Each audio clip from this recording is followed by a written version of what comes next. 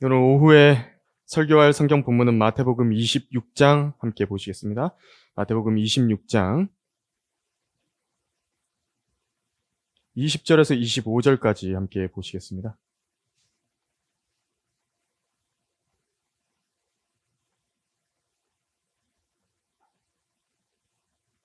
오늘 오후 설교보다는 이제 어느 정도 그 강해에 더 집중이 돼 있다고 생각하시고 들으시면 되겠습니다. 그래서 평소랑은 약간 형식이 다를 수 있으니까 미리 염두해 두시고 그렇게 들으시면 됩니다. 마태복음 26장 20절에서 25절입니다.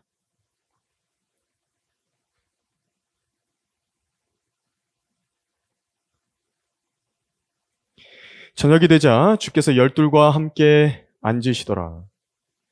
그들이 음식을 먹을 때에 주께서 말씀하시기를 진실로 내가 너희에게 말하노니 너희 가운데 한 사람이 나를 배반하리라고 하시니 그들이 몹시 슬퍼하며 각자가 묻기 시작하기를 주여 그가 나니이까 라고 하더라. 주께서 대답하여 말씀하시기를 나와 함께 그릇에 손을 적시는 자가 나를 배반하리라. 인자는 자기에 관하여 기록된 대로 가거니와 인자를 배반하는 그 사람에게는 화 있으리라. 그 사람은 차라리 태어나지 아니하였더라면 그에게 좋을 뻔하였느니라고 하시더라. 그때 주를 배반한 유다가 대답하여 말씀드리기를 선생님 그가 나니까 라고 하니 주께서 그에게 말씀하시기를 그렇도다고 하시더라. 잠시 설교 위해서 기도하겠습니다. 하나님 아버지, 이 오후 시간에 다시 한번 저희가 하나님 말씀 앞에 나왔습니다. 저를 성령으로 충만하게 채워주십시오. 제가 지금 이 시간에 의심에 관하여 이 교리적인 부분들과 또 실제적인 이 연약한 믿음에 대한 적용을 할 수 있는 그런 강해를 준비를 했는데 성도들에게 이 하나님의 말씀이 잘 전달될 수 있도록 복 주시고 또 그뿐만이 아니라 성도들의 마음 안으로 잘 들어가서 하나님의 말씀으로 변화받고 또 더 주님의 말씀에 밀착하게 되는 계기로 삼게 해주시기를 원합니다. 귀한 시간 허락해 주시고 귀한 지체들을 이 자리에 보내주셔서 감사합니다. 제가 잘 이 시간을 선용할 수 있도록 도와주십시오. 우리 주 예수 그리스도 이름으로 기도드렸습니다. 아멘. 오후 설교의 제목은 주여 그가 나니까 라는 의심이라는 제목으로 설교하려고 합니다. 주여 그가 나니까 라는 의심.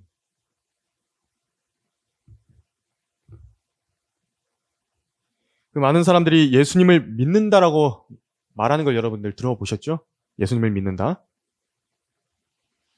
하지만 어떤 예수님을 무엇으로 믿느냐에 대해서는 구체적으로 답을 하는 사람들을 만나보기는 좀 어렵습니다. 왜 그러냐니까 우리나라는 그렇습니다. 예수님을 믿는다는 말을 가리켜서 어떤 뜻으로 이야기를 하냐면 나는 기독교인이다. 나는 교회 다닌다. 이것과 동의어로 보기 때문에 그렇습니다.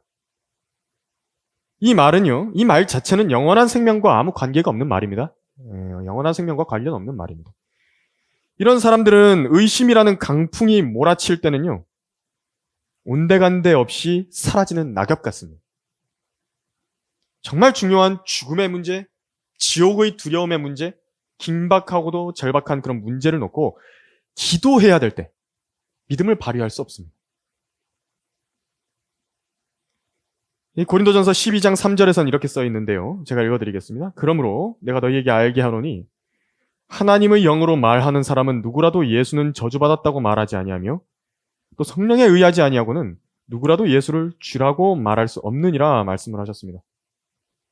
성령에 의하지 않고서는 예수님을 주라고 말할 수 없다.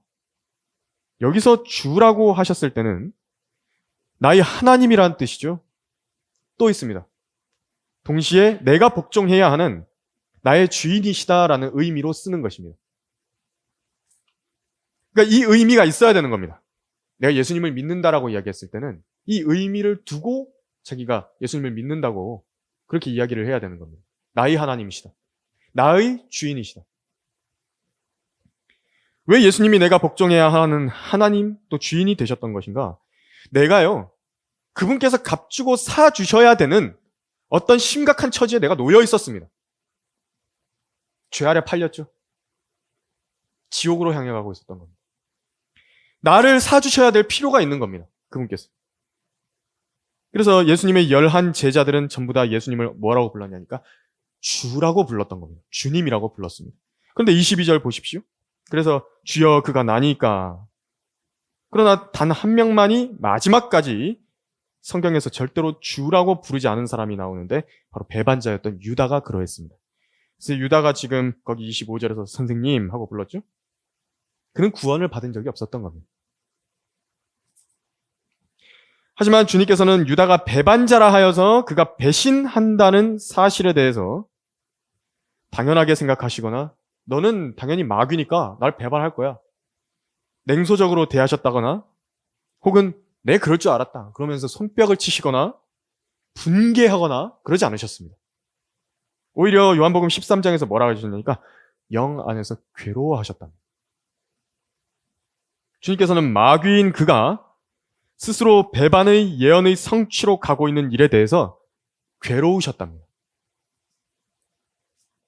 주님의 인간으로서의 그 영이 있죠. 주님도 사람으로서의 영을 갖고 계십니다. 사람이시기 때문에. 그래서 3년 반 동안 같이 먹고 자고 일하고 여러 일들을 함께 의논했을 것입니다. 유다와. 유다가 돈주머니를 맡았지 않습니까? 그리고 성전으로 다녔죠. 그렇게 인간적으로 겹쳐졌던 그 시간들이요. 그것 때문에 너무 마음이 괴로우셨던 겁니다.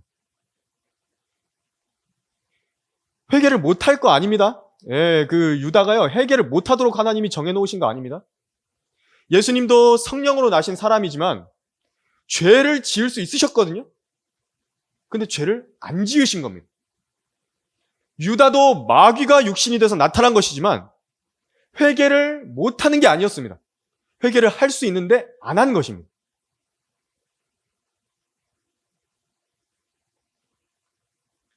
그리고 이제 24절처럼 다시 한번 예언을 하신 것인데 주님께서는 이 예언이요 경고로 남기를 원하셨습니다. 거기 보면 인자는 자기에 관하여 기록된 대로 가거니와 인자를 배반하는 그 사람에게는 화 있으리라. 그 사람은 차라리 태어나지 아니하였다면 그에게 좋을 뻔하였느니라. 그러니까 굳이 본인이 그 예언의 성취의 자리에 들어가가지고 내가 그 사람이 될 필요가 없는 겁니다. 하지만 유다는 끝까지 돌이킬 생각을 하지 않았습니다.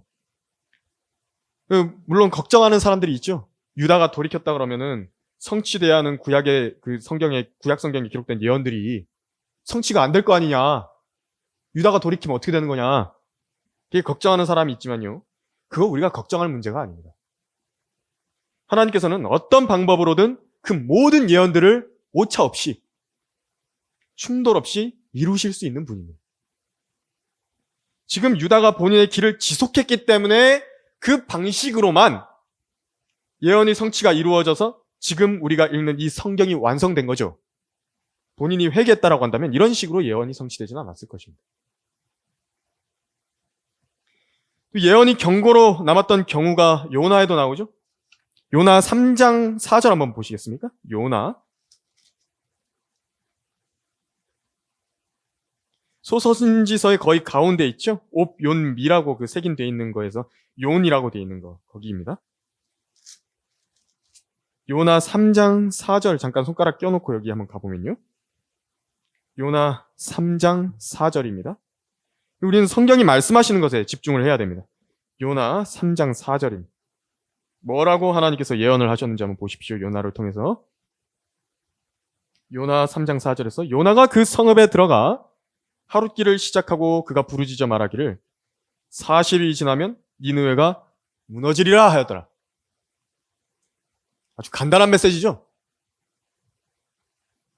요나는 방법도 알려주기 싫었습니다. 회개해야 된다.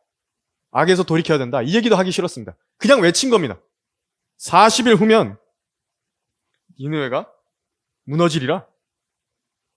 근데 거기 10절 한번 보십시오.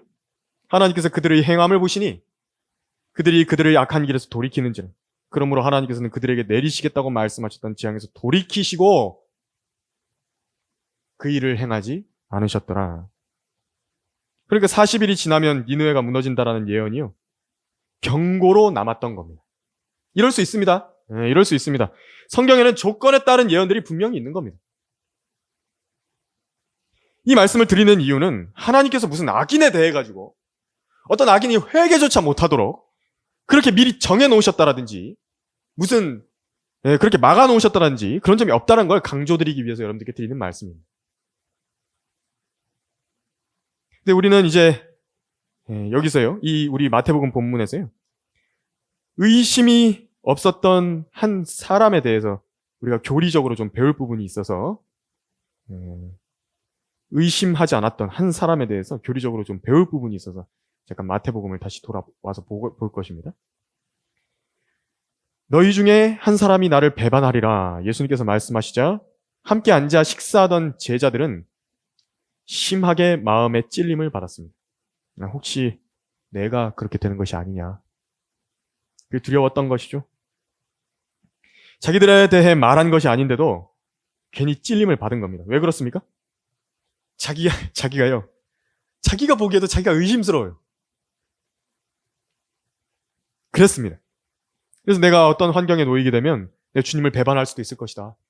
이 여지가 다들 있었던 겁니다. 그러니까 그건 아니니까, 주여 그건 아니니까 다 물어보는 겁니다.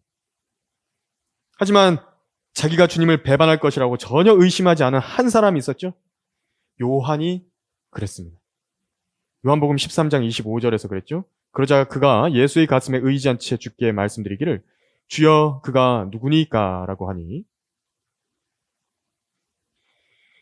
그래서 다른 제자들은 다 그가 나니까 하고 물어보는데 요한 하나만 그가 누구냐고 물어본 겁니다. 여기서 우리가 이제 믿음에 대한 그 여러 가지 진리들을 배울 수가 있는 겁니다. 또 이것은 어느 정도 실족과도 연결이 되어 있습니다. 예수님께서 실제로 겟세마네에서 이제 잡혀가지 않으셨습니까? 근데 이제 그때 요한은 예수님과 함께 갔습니다. 예수님 잡혀가실 때. 그런데 베드로는 멀찍이 떨어져서 따라왔죠. 도망갈 뻔하다가 멀찍이 떨어져가지고 온 겁니다. 다른 제자들은 어떠니까 다 도망간 겁니다. 그가 나니까 물어봤던 사람들은 다 그렇게 실족의 위험에 놓여 있는 겁니다. 하지만 요한은 그러지 않았습니다. 요한은 대제사장의 관저 안까지 예수님을 따라서 들어간 겁니다. 이것은요, 여러 가지 진리를 우리가 배울 수 있는 것인데, 요한이라는 사람의 그 구원의 확신이라는 것을요, 단적으로 보여주는 장면입니다. 이건 요한의 호기가 아니었습니다. 요한이 그냥 자기 자랑한 게 아닙니다. 요한 입장에는요, 그냥 너무 당연한 말을 그냥 한 겁니다. 당연한 물음이었습니다. 그가 누구니까? 요한 자신은 주님을 부인하거나 주님을 향한 사랑이라든지 주님께서 자신을 향한 사랑이라든지 그걸 의심하지 않은 사람이었기 때문입니다. 얼마나 대쪽 같은 사람인지 알아야 됩니다. 요한은 아주 대쪽 같은 사람이었습니다. 맞는 것은 맞는 것이고 틀린 것은 틀린 것이고 그 분명한 사람입니다. 그리고 그런 사람이기 때문에 그냥 물어본 겁니다. 이제 우리가 보니까 그것이 그가 누구니까 주님께 질문으로 물어본 것으로 나타난 겁니다. 이 요한이라는 사람은 주님의 품에 기대해 있었죠. 이 품이라고 하는 것에서 우린 여러 가지를 읽어볼 수 있습니다. 이 요한이 교회의 예표가 된다. 그리스도의 신부의 예표다. 이것을 분명하게 나타내 보여주는 것입니다. 그 솔로몬의 노래에 이런 구절이 있습니다. 그 솔로몬 왕과 혼인한 한 명의 더럽혀지지 않은 신부에 대해서 이렇게 이야기합니다. 사랑하는 자에게 기대어 광야에서 올라오는 이 여인은 누구인가? 이랬습니다. 기대 있다. 어디? 그 품에. 누구죠? 솔로몬은 예수님의 예표가 되죠. 그 솔로몬의 한 명의 신부는 누구를 예표하냐니까 그리스도의 몸된 교회를 예표하고 있는 겁니다. 그러니까 많은 면에서 겹쳐지죠. 요한과 교회가 겹쳐진다. 그 면에서. 그래서 또 그 주님의 품이라고 하는 것은 어디냐니까 곧 십자가에서 찔리시게 될 그 심장의 위치를 보여주는 것입니다. 이 가슴 위치 있지 않습니까? 여기. 구약에서 전체적으로 어떤 표현이 나오냐면요. 5번째 갈비뼈 아래를 찔려가지고 직사하게 되는 그 전투의 장면들이 5번이나 반복돼서 나옵니다. 신기하죠? 5번입니다. 여기서 5번 반복돼서 나오는데 5번째 갈비뼈가 찔렸던 것이 5번 반복이 된다고. 예수님께서 옆구리에 창을 찔리신 겁니다. 그 위치가 바로 이 5번째 갈비뼈를 암시해 주는 겁니다. 예수님의 품입니다. 아담도요, 자기의 아내 이브를 얻을 때에 여기에 있는 이 갈비뼈를 취해서 자기 신부를 얻었던 것입니다. 아담은 이 갈비뼈를 떼내기 위해서 깊은 잠에 빠졌어야 됐는데, 성경에서 잠이라고 하는 것은 죽음을 예표할 때가 많이 있거든요. 그래서 아담도 죽음의 잠에 빠졌더니 자기 갈비뼈로부터 자기 아내를 얻은 것입니다. 예수님께서도 자기의 옆구리를 창에 찔리셨더니 자기 아내를 얻으셨던 것입니다. 이 요한이 바로 예수 그리스도의 바로 그 품에 기대해 있었던 겁니다. 성령께서는 요한에 대해서 요한복음에 계속 쓰시죠? 사랑하시는 제자다. 예수님이 사랑하시던 제자다. 요한을 그렇게 가리켰던 겁니다. 그리고 요한 역시도 주님께서 자신을 사랑하시는 그 사랑이라든지 자신의 주님을 향한 그 사랑, 그걸 전혀 의심하지 않았던 사람입니다. 다른 유대인 제자들이 다 자신들이 주님을 배반하게 될까봐 의심스러워했지만 요한 자신은 그렇지 않았던 것인데요. 이게 성령께서 또 어떤 것을 예표적으로 보여주시려고 하는 거니까 그리스도께서 자신의 피로 사신 그 교회에 대해서 누가 우리를 그리스도의 사랑에서 떼어놓을 수 있으리요? 이것을 말씀하신 구원의 보장과 교회에 대한 주님의 사랑의 변치 않음을 강력하게 보여주시는 것입니다. 그 부분. 또 요한은 특징이 있습니다. 가장 많은 계시를 봤습니다. 멸망의 아들이 누구인지도 직접 주님께로부터 계시받았죠? 요한복음 13장에서. 혼자 알았습니다. 혼자. 빵 한 조각을 적셔서 주님께서 그 유다한테 주셨는데 그 사람이 바로 나를 배반할 사람이라고 알려주신 겁니다. 요한한테. 요한은 그것을 제자들 가운데서 유일하게 알아본 겁니다. 그 빵 한 조각이라고 하면 영어로요, the soap이라고 하거든요. S-O-P. 그 S-O-P가 무슨 말이냐면요, son of perdition이라고 하는 겁니다. 멸망의 아들이다. 빵이랑 같이 그 연결이 되는 겁니다. 그리고 요한계시록까지 이제 썼죠? 사도 요한이.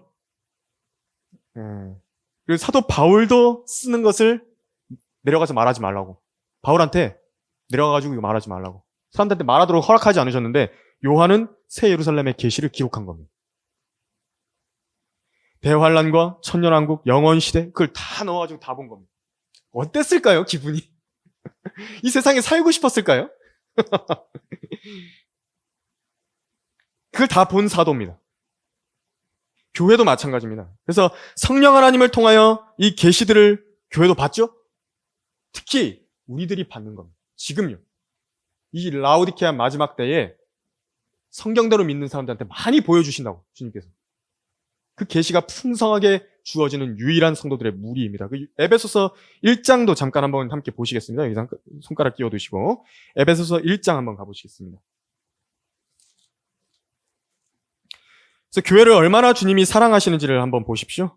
우리는 그것을 보고 있는 겁니다. 에베소서 1장 17절에서 19절을 한번 보시겠습니다.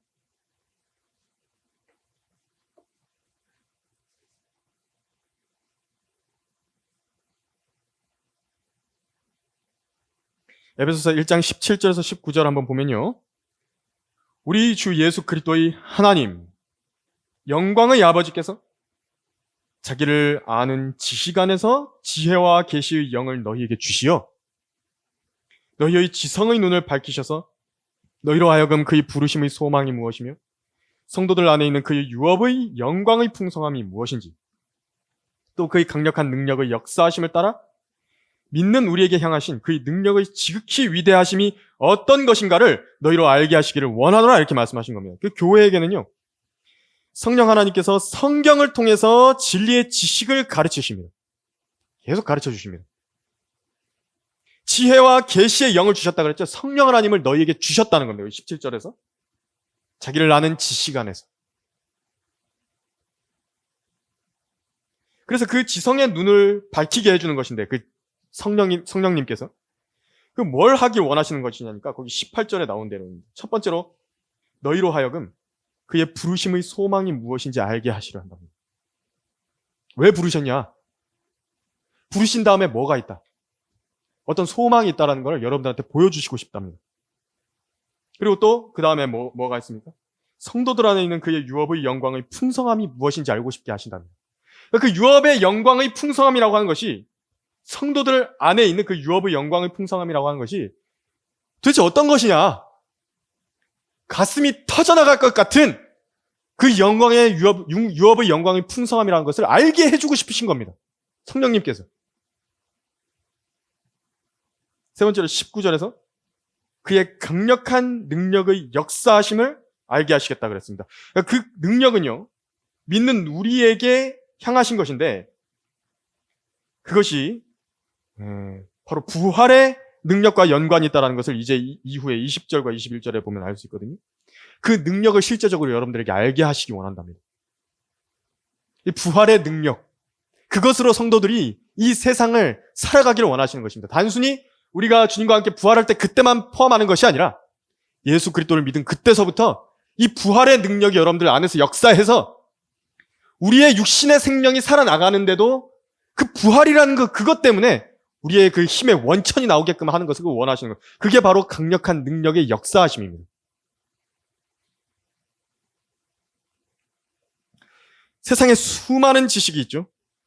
그런데 성경을 제대로 알고 공부할 수 있다는 것은요, 그게 하나님의 사랑의 징표입니다. 그 하나님께 사랑하시는 사람한테만 알려주십니다, 이거. 그 징표로 열어가지고 성경을 알게 해주시는 겁니다. 성령 하나님께서는 예수 그리스도를 높이고 또 성경대로 살려고 애쓰는 그런 사람들을 알고 계십니다.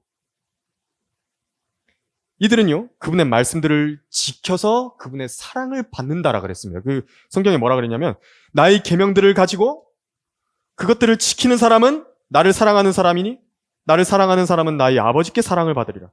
또 나도 그를 사랑하여 그 사람에게 나 자신을 나타내리라고 하시더라. 요한복음 14장 21절에서요. 요한이 왜 이렇게 많은 계시들을 보았던 건가? 왜 주님께서 요한에게 그렇게 계시록 1장에서 나타나셨죠? 왜 나타나셨는가? 사랑하시는 겁니다. 근데 이제 우리는 말씀을 통해서 다 보죠? 예수 그리스도를 우리가 말씀을 통해서 정확하게 보는 것이라고. 그래서 모든 세대에서 왜 교회가 가장 많은 계시들을 알고 배우게 되는 것인가?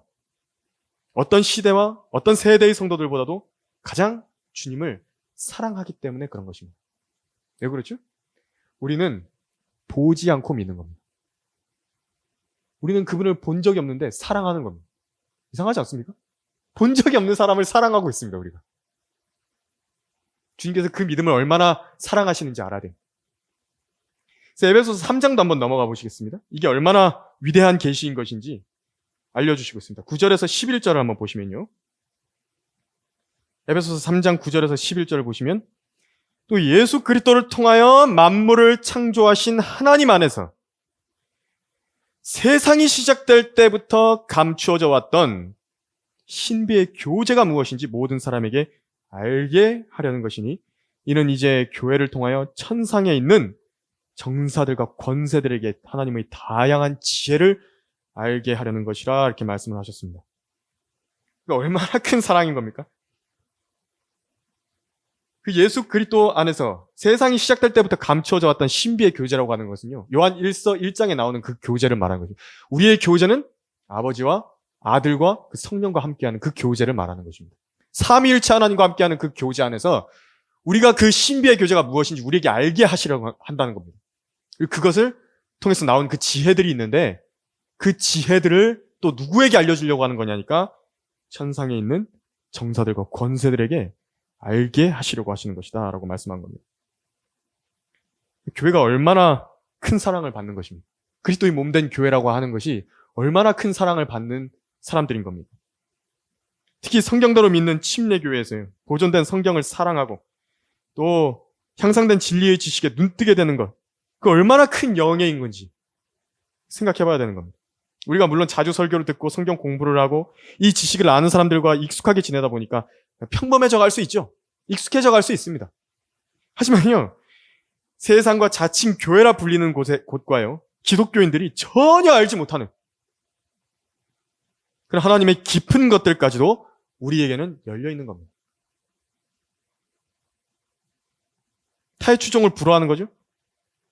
이렇듯 요한은 교회를 빗대서 보여주기 위한 예표로서 성령께서 요한을 그렇게 쓰셔서 기록하신 겁니다. 그래서 특별히 요한은 그가 누구니까 라는 말을 통해서 그런 구원의 자신의 그런 확신과 보장에 대해서 유일하게 확신하는 사람으로 나타내 보여주신 겁니다. 이제 좀 실제적인 부분을 한번 강의를 해보겠습니다. 믿음이 연약한 상태의 특징과 또 믿음의 성장 과정이라는 그런 소주제인데 말씀을 좀 드려보겠습니다. 이제 그 믿음이 강한 사람이 있는가 하면 믿음이 연약한 사람들이 있죠. 이제 실제적인 부분에서 이런 교리적인 부분으로는 이제 믿음 요한에 대해서 그렇게 그 구원의 보장과 관련해서 설명했지만 이제 믿음이 강한 사람과 약한 사람이라는 그 측면에서 한번 살펴보겠습니다. 믿음이 연약하다라는 상태가 이제 의심이 있는 단계입니다. 의심이 있는 상태입니다. 주여 그가 나니까 이런 염려를 하는 제자들도 자기들의 믿음에 관해서 사실 잘 확신이 없습니다. 의심스럽다고. 그래서 어떤 성도가 교회 안에 처음에 딱 들어오게 되면요. 보통 이렇게 믿음이 연약한 상태로 들어옵니다. 근데 성경은요. 그들을 받아들여라. 이걸 말씀하십니다. 왜 믿음이 연약한 것인가? 이게 없는 게 아닙니다. 믿음이 없는 게 아니라 연약한 걸 말하는 겁니다. 덕과 지식이 튼튼하게 쌓아 올려지지 않은 중간 상태이기 때문에 믿음이 연약할 수밖에 없습니다. 어떤 부분에 대해서 계속 의심이 든다고. 그래서 어떤 성도는요, 어떤 일들을 행할 때에 이게 죄인지 아닌지 구분하는 지식이 확실히 부족할 수 있습니다. 저도 예전에 그랬는데요. 정말 얼마나 좀 부끄러운 상태였냐면 저는요, 혼인을 원하는 것조차가 죄인 줄 알았습니다. 무식이죠. 지식이 부족하니까 그랬던 겁니다. 그래서 제가 언제까지 그랬냐면 중고등학생 때까지 이런 생각이 못 벗어나가지고요. 나는 독신으로 살아야겠다. 그렇게 굳게 마음 먹고 있었던 적이 있습니다. 그때 아마 제 동기들이 저를 보면 저한테 위선자라 그럴 겁니다. 지금 결혼해서 잘 살고 있지 않습니까? 그래서 결혼하려는 상대를 찾는 그런 사람들을 보면서 그때 당시 저도 기억이 나는 게 제 마음에 어떤 마음이 있었냐면 속으로 막 판단하는 겁니다. 제가 그 사람들 혼인 상대를 이렇게 찾아다니는 형제자매들이 있었거든요. 청년 형제자매들. 저 사람들은 뭔데 저렇게 이렇게 죄를 짓고 다니나? 근데 그런 판단이 죄였던 겁니다. 하나님 앞에 자백했는데 무지하고 교만한 거죠. 저의 모습이었습니다. 성경은 분명히 하나님께서 허락하셨죠, 혼인을? 허락하신 겁니다. 각자의 그 은사에 따라서 혼인하냐, 마냐, 그게 좀 다른 거죠. 보통 혼인하는 게 정상적인 것이고요. 또 혼인한 사람들이 반드시 믿음이 더 열등하다든지 한 게 아닌 것을 제가 몰랐던 겁니다. 성경을 모르니까 그렇게 생각을 하지.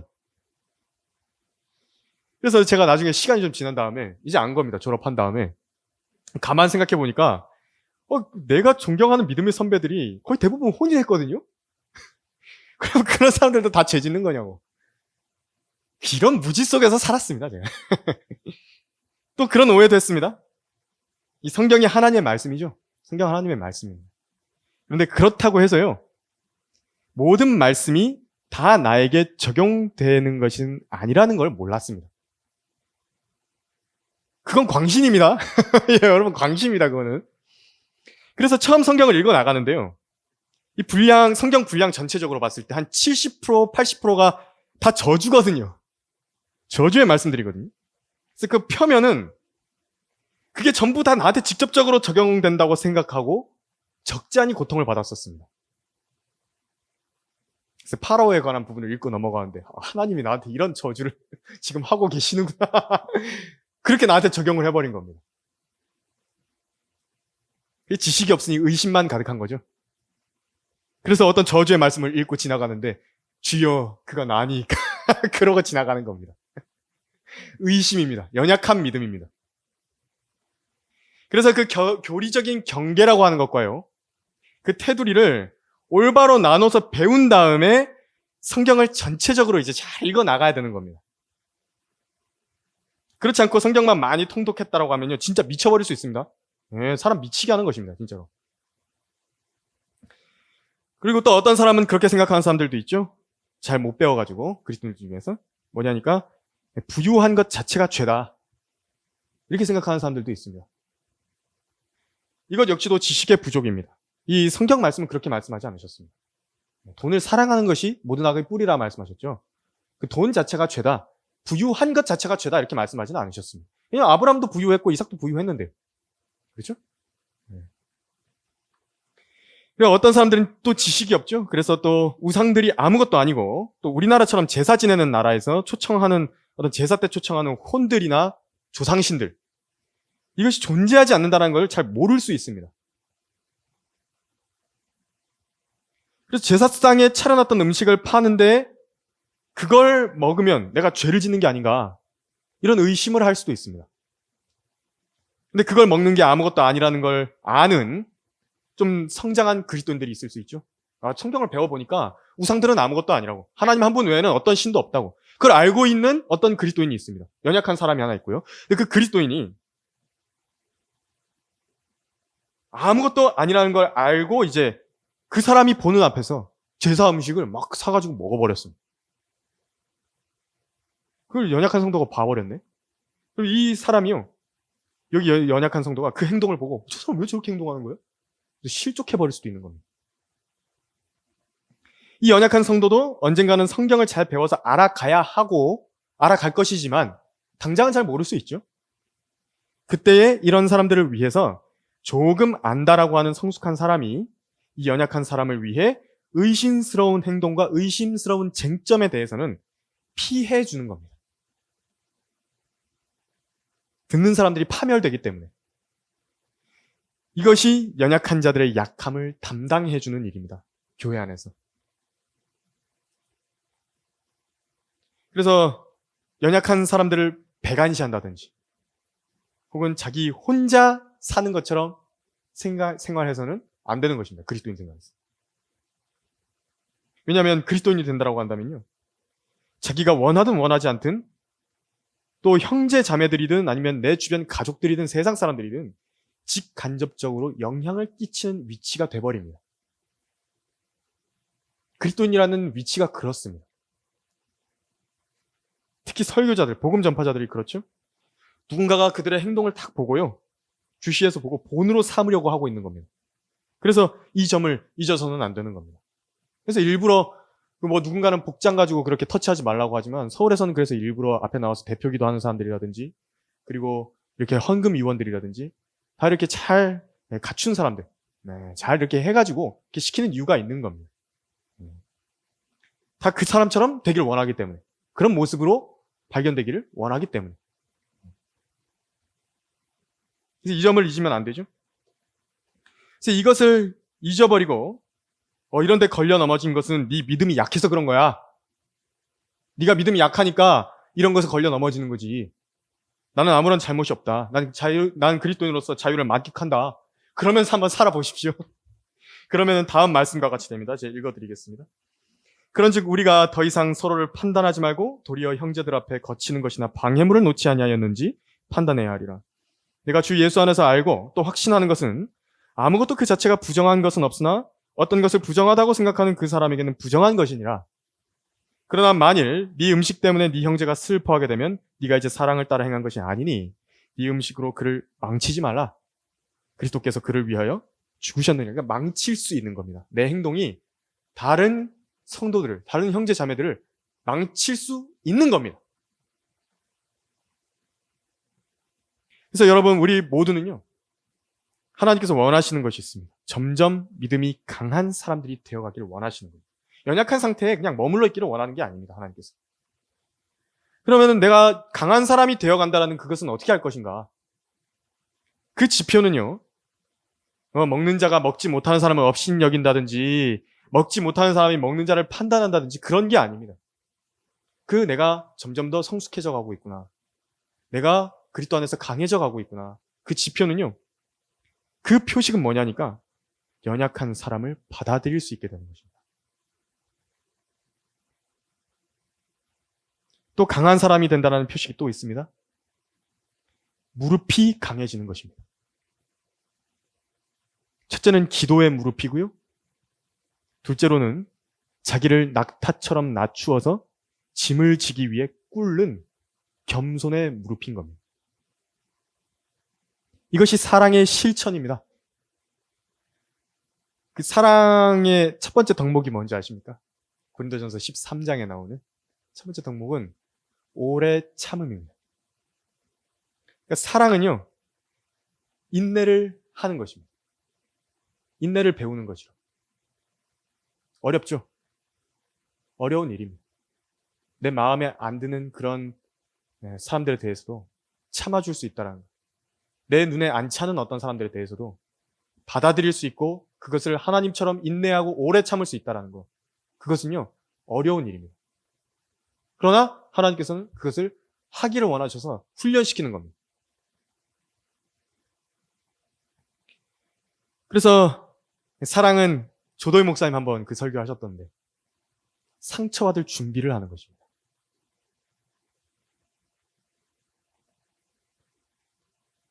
그래서 받아들여 볼 형제 자매가 없이는 이런 오래 참음의 경험이라고 하는 것을 해볼 방법이 없습니다.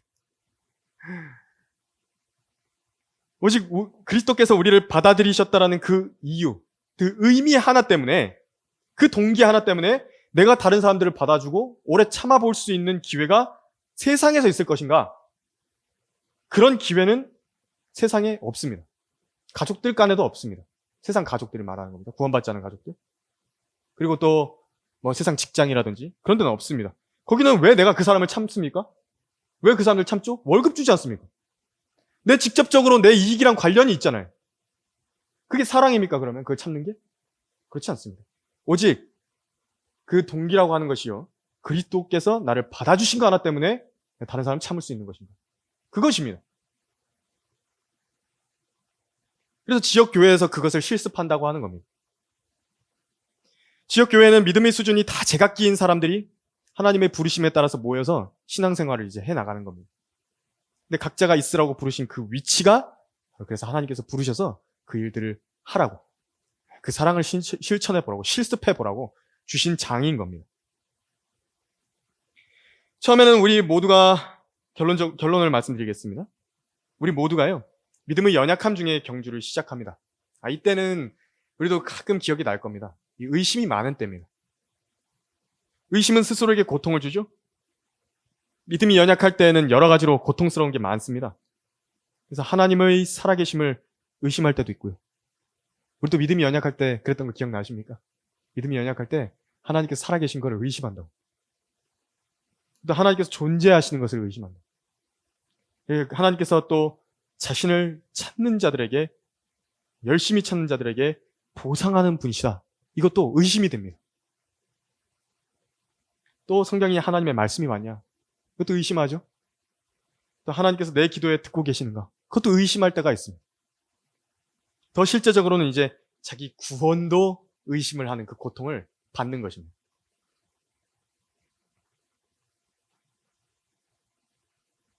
그래서 이 의심을 탈피해 나가야 되죠. 구원을 의심하게 되는 이유도 두 가지가 있습니다. 지식의 부재고요, 첫 번째로. 하나님께서 전체적인 시대와 세대에 걸쳐서 사람들을 어떻게 다루고 계시고 다루실 것인지를 모르고, 또 그분의 계획과 경영 방침에서 무지한 상태에서 내가 현재 살고 있는 이 은혜 시대의 특징을 배우지를 못하면 자기 구원을 평생 의심하는 겁니다. 평생 의심한다고. 또 두 번째로 왜 자기 구원을 의심하냐? 성령의 열매의 부재 때문에 의심하는 겁니다. 이 두 가지 때문에. 성령께서 나를 거듭나게 하셔서 내 안에 내주하시는 성령 하나님을 통해서 맺게 되는 열매가 가시적으로 내가 알도록 몇 가지 느껴진 게 없거든요. 그런데 교리를 배웠다고만 구원의 확신에 이를 수 있는 것은 아닙니다. 교리를 배운 다음에 이제 자기가 확신까지 이르기 위해서는 이제 이 성령의 열매를 맺어야 되는 겁니다. 이제 육신의 정욕을 거부하고 하나님의 말씀에 순종할 때 맺혀나가게 되는 것인데, 이제 알게 되는 게 뭐냐니까 성령의 열매 첫 번째가 뭐죠? 사랑입니다. 근데 거기서 사랑의 첫 번째 덕목은 오래 참음인 겁니다. 그래서 이게 되는 겁니다. 나중에는 내가 예전에는 그런 일들을 내가 못 참았거든요. 아예 그런 것에 대해서 내가 인내할 생각도 못하고, 그런 일들에 대해서 내가 그냥 내 성질대로 이렇게 했었다고. 그런데 이제는 인내하는 겁니다. 오래 참는 겁니다. 한 번 더 참아보려고 하고, 그게 성령의 열매가 맺히는 겁니다. 성령님께서 내 안에서 이렇게 역사하시는 거예요. 내가 하나님의 말씀에 따라서 이런 것을 내 육신의 그런 정욕을 억누르고 하나님의 말씀에 순종하려고 해보는 거예요. 이걸 보는 겁니다. 내가 성령으로 거듭난 게 맞구나. 성령께서 내 안에서 열매를 맺고 계시는 거예요.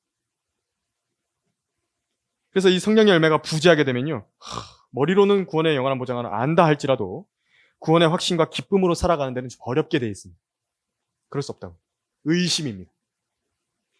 이러한 모든 연약함으로 인해 발생하는 의심들은 성경에 여러분들의 믿음을 더 굳게 세워나갈수록 완전히 해소되어져 간다는 걸 알아야 됩니다.